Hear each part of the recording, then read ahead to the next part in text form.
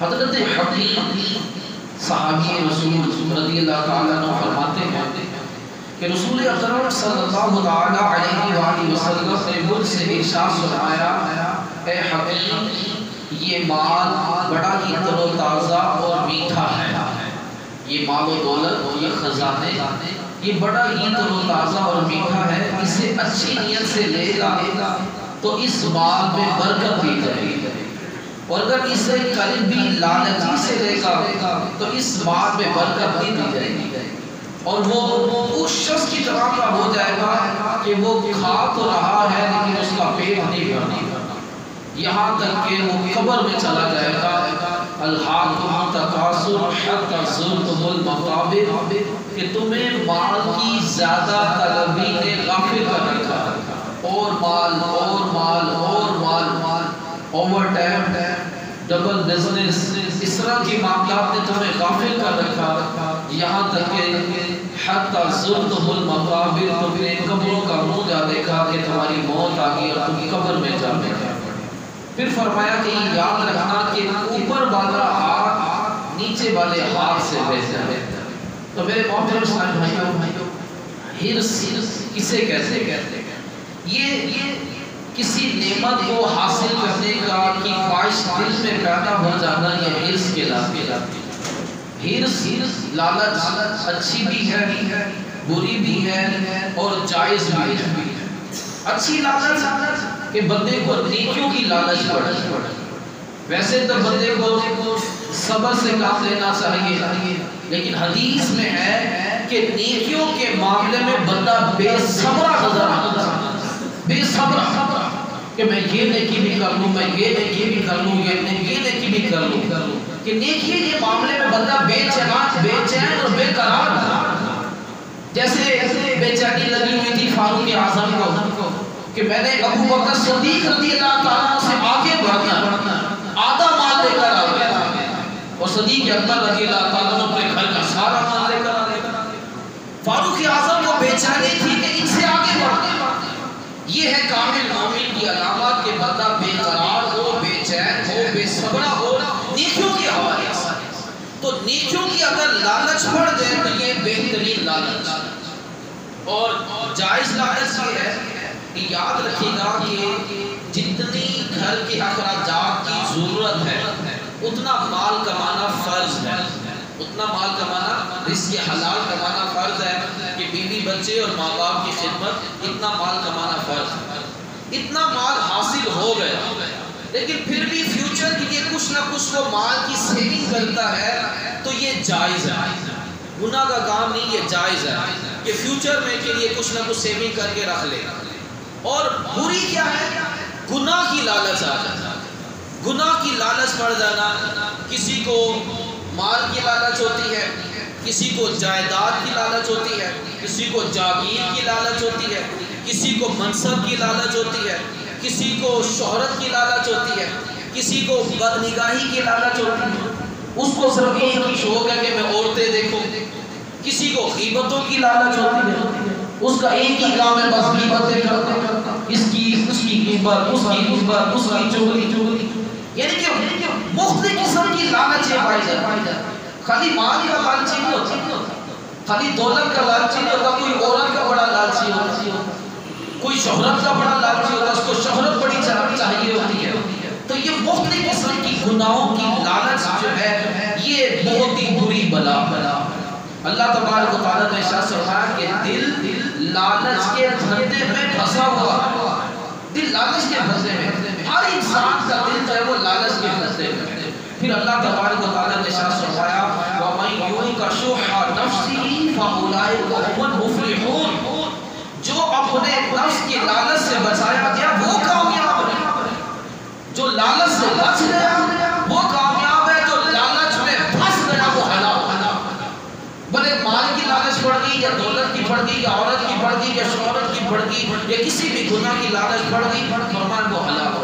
اور جو لالچ سے بچا لیا گیا فَأُولَٰئِكَ هُمُ الْمُفْلِحُونَ، تو فرمایا کہ یہی بندہ کامیاب۔ نبی پاک صلی اللہ علیہ وسلم نے ارشاد فرمایا ظلم یہ قیامت کا اندھیرا ہے، کسی پہ ظلم نہ کرو، یہ قیامت کا اندھیرا ہے۔ فرمایا نفس کی لالچ سے بچو۔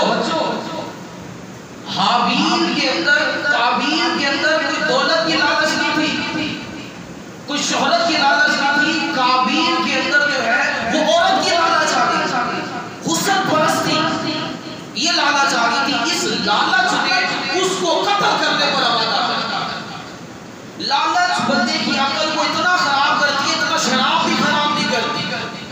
اب اس کی لالچ نے اس کی عقل کو اتنا خراب کیا کہ اس نے رشتہ داری کا لحاظ نہیں رکھا کہ یہ حابیل میرا بھائی ہے۔ اس لالچ نے اس کو قتل پر آمادہ کیا۔ اس نے اپنے بھائی کو قتل بھی کیا، نبی کی نافرمانی بھی کی، اپنے ایمان سے ہاتھ بھی دھو بیٹھا، کفر کی موت بھی ماری۔ یعنی کہ لالچ کتنی بری بات۔ نبی پاک صلی اللہ علیہ وسلم نے ارشاد فرمایا نفس کی لالچ سے بچو، اسی لالچ نے پہلی امتوں کو ہلاک کر دیا۔ یہ لالچ بندے کو قتل پر آمادہ کرتی ہے اور بہت سارے حرام کاموں میں مبتلا کر دیتی ہے۔ لالچ پیدا ہو گئی، کسی کا مال نظر آیا تو یہ لالچ چوری پر آمادہ کرے، ڈاکے ڈالنے پر آمادہ کرے، فراڈ پر آمادہ کرے، ملاوٹ پر آمادہ کرے، رشوت پر آمادہ کرے، سود پر آمادہ کرے۔ یہ لالچ بندے کو ایسا مبتلا کر دے گی کہ یہ نماز کے لیے اس کے پاس وقت ہی نکلے گا، اپنا کاروبار نوکری چھوڑ کر یہ نماز کے لیے نہیں آئے گا، کیونکہ مال کی زیادہ طلبی نے اس کو غافل کر کے رکھ دیا ہے۔ فرمایا نفس کی لالچ سے بچو، پچھلی امت اس نے ہلاک کر کے رکھ دی، ایسا نہ کہ یہ تمہیں بھی ہلاک کر کے رکھ دیا۔ فرمایا کہ یہ لالچ کی مختلف قسم کی حالتیں ہیں، اپنے اندر بندہ نیکیوں کی لالچ کو پیدا کر دے، جیسے کہ صحابہ کرام علیہ رضوان کے اندر نیکیوں کی لالچ آ گئی۔ صدیق اکبر رضی اللہ تعالیٰ عنہ کا تعین جنت تھی، حضور کی زبان اقدس سے جنت کی بشارت سنی، لیکن پھر بھی نیکیوں کی لالچ۔ نبی پاک صلی اللہ علیہ وسلم نے نماز پڑھائی اور نماز پڑھا کر فرمایا کہ آج جنازہ کس کس نے پڑھا؟ حضرت صدیق اکبر رضی اللہ تعالیٰ نے عرض کیا یا رسول اللہ میں نے پڑھے۔ فرمایا مسکین کو کھانا کس نے کھلایا؟ یا رسول اللہ میں نے کھلایا۔ فرمایا مریض کی عیادت کس نے کی؟ یا رسول اللہ میں نے کی۔ فرمایا کہ نفلی روزہ کس نے رکھا؟ یا رسول اللہ میں نے رکھا۔ نبی پاک صلی اللہ علیہ وسلم نے ارشاد فرمایا کہ جس انسان کے اندر یہ نیکیاں جمع ہو جائے، نفلی روزہ رکھنے کا شوق، مریض کی عیادت کرنا، مسکین کو کھانا کھلانا، نماز جنازہ پڑھنا، یہ نیکیاں جس انسان کے اندر جمع ہو جائے اس پر جنت واجب ہو جائے۔ کیا ہمارے اندر یہ لالچ ہے کہ میں جنازے پڑھوں، میں روزہ رکھوں، میں مسکین کو کھانا کھلاؤں، میں بیمار کی عیادت کروں؟ کس طرح سے صدیق اکبر رضی اللہ تعالیٰ عنہ کے اندر نیکیوں کی لالچ، فاروق اعظم رضی اللہ تعالیٰ عنہ کی نیکیوں کی لالچ دیکھیں کیسی ہے۔ فیروز مقبول نے آپ کو زخمی کر دیا، بے ہوش ہو گئے، آپ کو گھر لایا گیا، آپ کو ہوش آیا، آپ نے فرمایا نماز کا وقت ہے، یعنی کہ زخمی حالت میں ہے، آنکھیں کٹ چکی ہوئی ہیں، لیکن نیکیوں کی لالچ۔ فرمایا نماز کا وقت ہے، لوگوں نے کہا یا میری مومنین ہے، فرمایا مجھے قبلہ رخ کر، آپ کو قبلہ رخ کیا، آپ نے نماز پڑھی۔ فرمایا نماز کے بغیر انسان کس کام کا؟ حضرت عثمان غنی رضی اللہ عنہ کی نیکیوں کی لالچ دیکھیں کیسے۔ نبی پاک صلی اللہ علیہ وسلم نے ارشاد فرمایا عثمان تو سورہ بقرہ پڑھتے ہوئے شہید ہوگا۔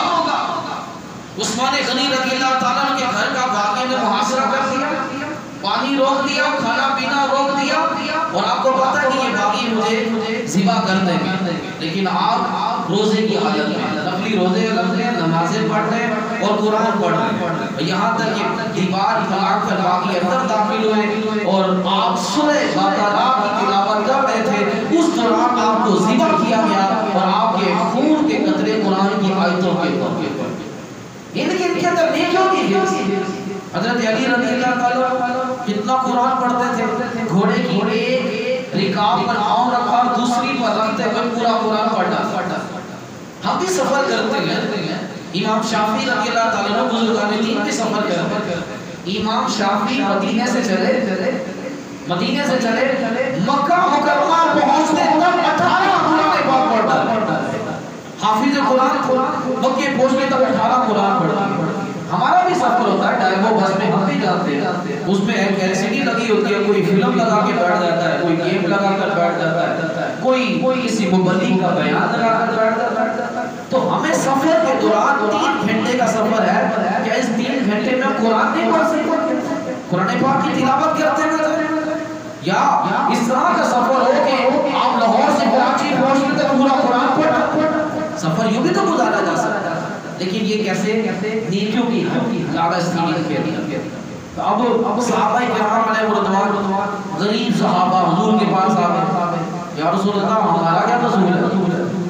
امیر لوگ تو ہم سے نیکیوں میں آگے نکلتے، نیکیوں کے لالچی لوگ تھے۔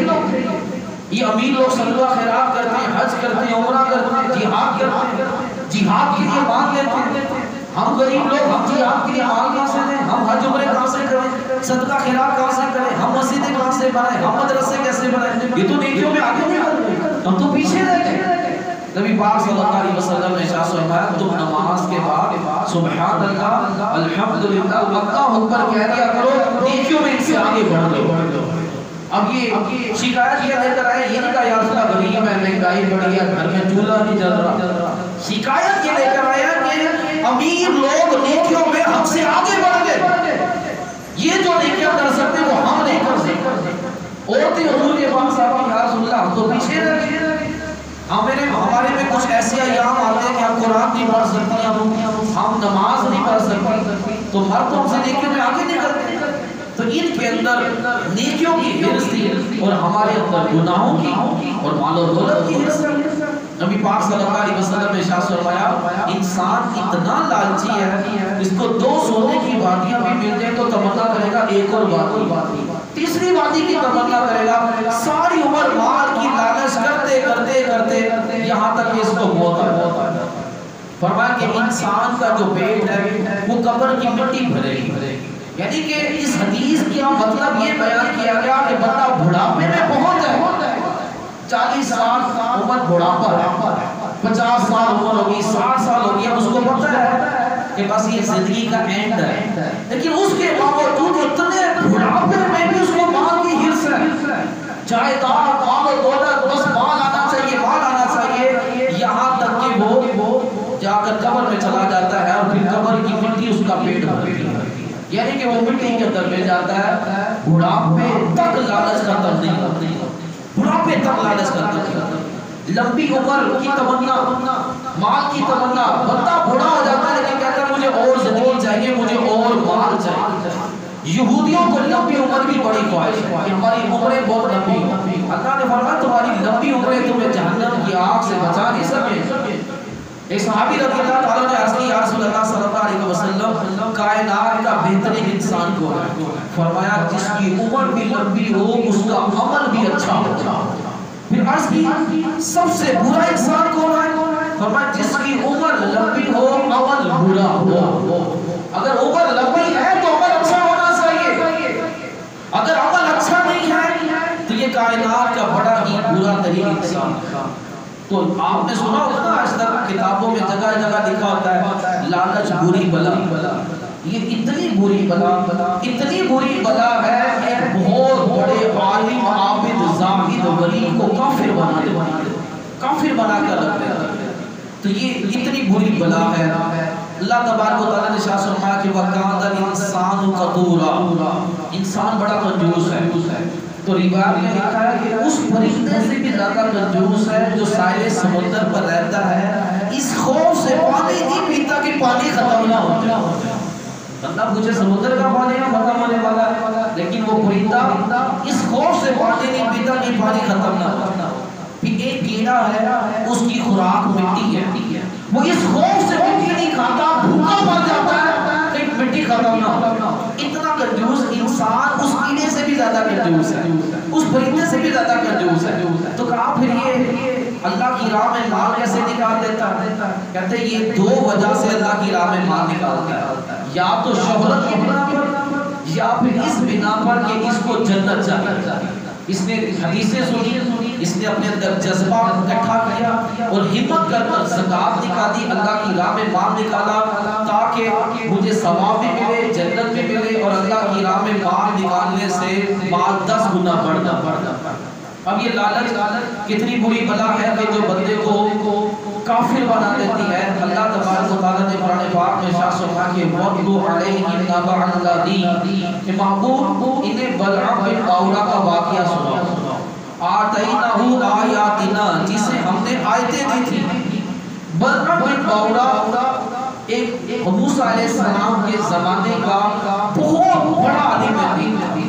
کتابوں کا اتنا علم تھا اس کے پاس کہ اس کے جو طلباء کی دواتوں کی جو تعداد بیان کی جاتی ہے 12,000 اس کے طلباء ہوتے کی دواتوں کی تعداد تھی کہ اس کی زبان سے کوئی بات نکلے ہم اس کو لکھ لیں, اس کی زبان سے علم و حکمت نکلا. اتنا اس کے پاس علم تھا اور روحانیت کے ایسے منزل پر فائز تھا کہ زمین پر بیٹھے بیٹھے عرش الہی کو دیکھ لے. اس قدر روحانیت کے منزل پر یہ فائز تھا کہ یہ لوح محفوظ کا لکھا ہوا پڑھ لے اور اللہ کی بارگاہ میں اس کو وہ مقام و مرتبہ حاصل تھا کہ مستجاب الدعوات تھا, یعنی اس کی ہر دعا قبول ہوتی تھی. اتنا بڑی روحانیت کے منزل پر یہ فائز تھا. ہوا یوں موسیٰ علیہ السلام اپنا لشکر لے کر قوم جباری پر حملہ کیا, جہاد کی. قوم جباری بلعام بن باورا کے پاس آئی, کہا تو مستجاب الدعوات ہے, موسیٰ علیہ السلام کے لیے بددعا کر دے. موسیٰ علیہ السلام ہمیں ہماری زمینوں پر قبضہ کرنا چاہتے ہیں, ہمیں نکال کر ہماری زمینوں پر قبضہ کرنا چاہتے ہیں.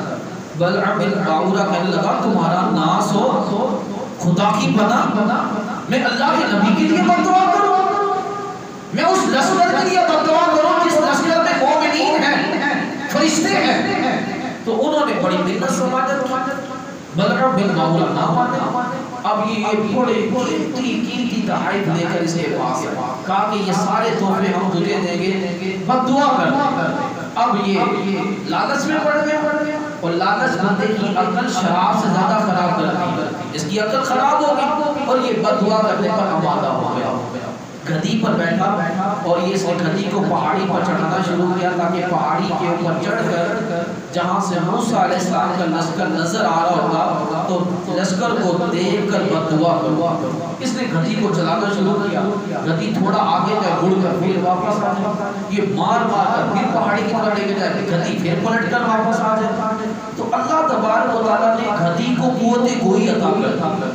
گدی کہنے لگی بلعام بن باورا کدھر جا رہا ہے, تجھے نہیں پتا کہ یہ اللہ کے نبی ہیں, ان کے لیے اگر تو بددعا کرے گا تیری دنیا بھی برباد ہو جائے گی, تیری آخرت بھی برباد ہو جائے گی. تجھے نظر نہیں آ رہا کہ سامنے فرشتے ہیں جو مجھے پکڑ کر پیچھے دھکیل رہے ہیں, تو زبردستی مجھے آگے لے جا رہا ہے. لیکن بلعام بن باورا کو لالچ نے اندھا کر دیا, عقل پہ پردہ پڑ گیا. یہ گدی کو مار مار کر پہاڑی کے اوپر چڑھ گیا. اب موسیٰ علیہ السلام کا لشکر نظر آیا, اس نے بددعا کی. جب بددعا کرنے لگا تو زبان سے اپنی ہی قوم کے لیے بددعا کر. قوم نے ٹوکا, یہ کیا کر رہا ہے تو, موسیٰ علیہ السلام کے لیے بددعا کرنے کے بجائے ہمارے خلاف بددعا کرنا.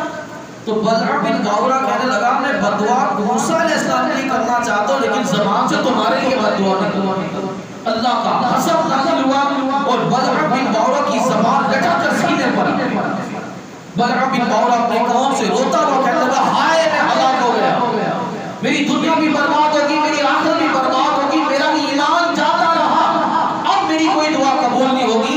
تو لالچ میں اتنے بڑے عابد و زاہد ہو کہ جو عرش اعظم کو دیکھ لیتا تھا, لوح محفوظ کو پڑھ لیتا تھا, مستجاب الدعوات تھا, قرآن پاک کے اندر ہے کہ وہ کتے کی شکل میں جہنم کے اندر داخل کیا. تو یہ لالچ کتنی بری بلا ہے. یہ جو اس لالچ سے بچ گیا وہی کامیاب, جو لالچ میں پھنس گیا وہی ہلاک. تو اپنے آپ کو نیکیوں کا لالچی بنایا جائے کہ کوئی نماز قضا نہ ہو, قرآن پاک کی تلاوت کی جائے, ذکر اللہ کیا جائے, ہر نیکی کرنے کی کوشش کی جائے, ورنہ بندہ ہلاک تباہ و برباد ہوگا.